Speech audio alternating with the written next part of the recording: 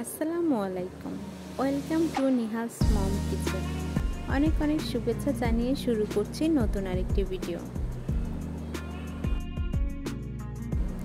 প্রথমে কড়াইয়ে তেল দিয়ে এতে পেঁয়াজ কাঁচামরিচ কুচি হালকা ভেজে এতে 1 চামচ রসুন বাটা দিয়ে কিছুক্ষণ ভেজে নেব।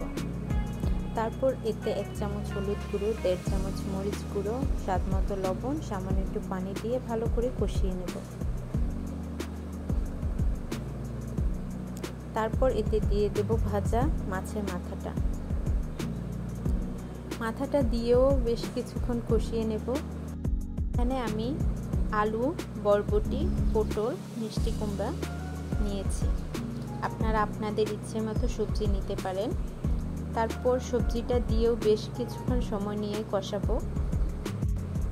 ভিডিওটি যদি ভালো লাগে একটি লাইক কমেন্ট করবেন। ভালো করে কষানো হয়ে গেলে এতে পরিমাণ মতো ঝোলের পানি দিয়ে দেব।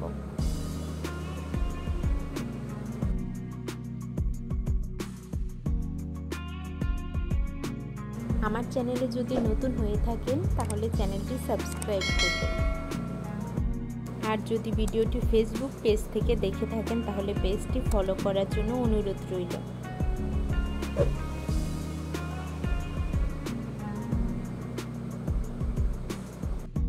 আশা করি ভিডিওটি সকলের কাছে ভালো লেগেছে। ধন্যবাদ।